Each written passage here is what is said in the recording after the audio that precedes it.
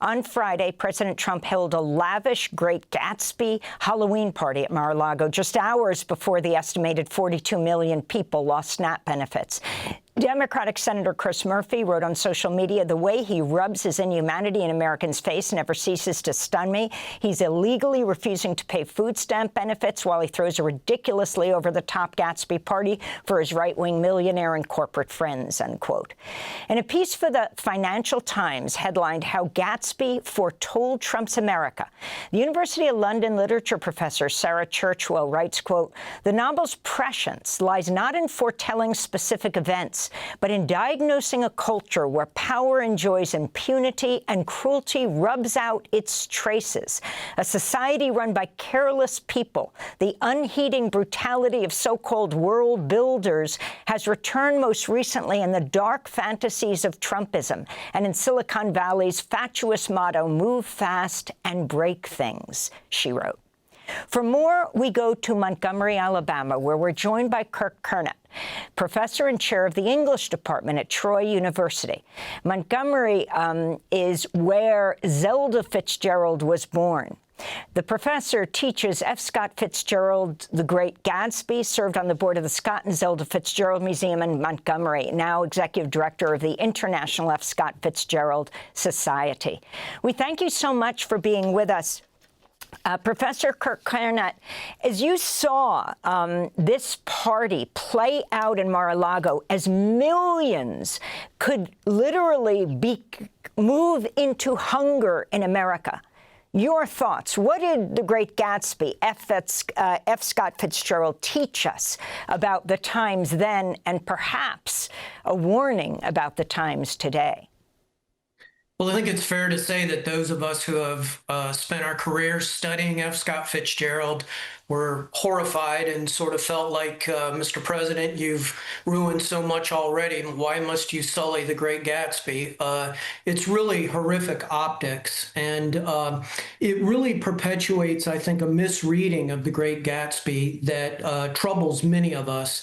Gatsby is sort of famous for its lavish party scenes, but I think what people often miss is that the entire thrust of the book is to critique that conspicuous consumption and the wastage that goes on in these sorts of events where all of our values are becoming more and more tenuous. Who in The Great Gatsby do you see personifying President Trump, and why?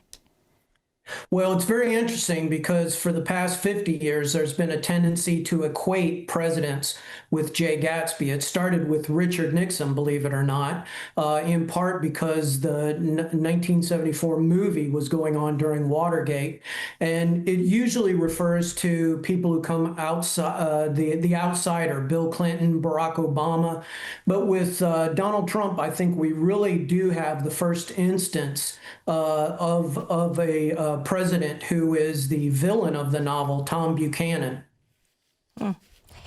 And if you could talk about the fact that April was the centennial of the publication of The Great Gatsby, what do you see as the enduring message about a society run by careless people? And as you looked at Mar-a-Lago, the millionaires and billionaires around President Trump, your final thoughts?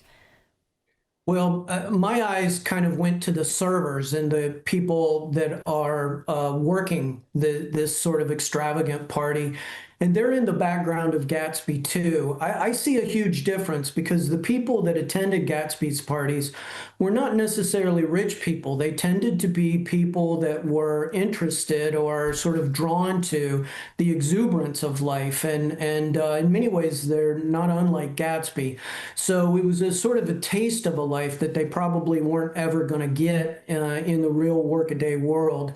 When I look at Trump's Mar-a-Lago, it just seems it seems something right out of the Satyricon, which is a story that Fitzgerald drew from as he was creating the novel.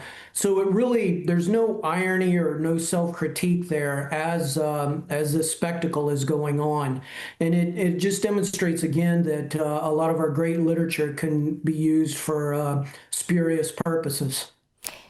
Kirk Curnutt, I want to thank you for being with us, Chair of the English Department at Troy University, Executive Director of the International F. Scott Fitzgerald Society, joining us from Montgomery, Alabama, the birthplace of Zelda Fitzgerald, the wife of the author F. Scott Fitzgerald. Thanks for watching Democracy Now! On YouTube. Subscribe to the channel and turn on notifications to make sure you never miss a video. And for more of our audience-supported journalism, go to democracynow.org, where you can download our news app, sign up for our newsletter, subscribe to the daily podcast, and so much more.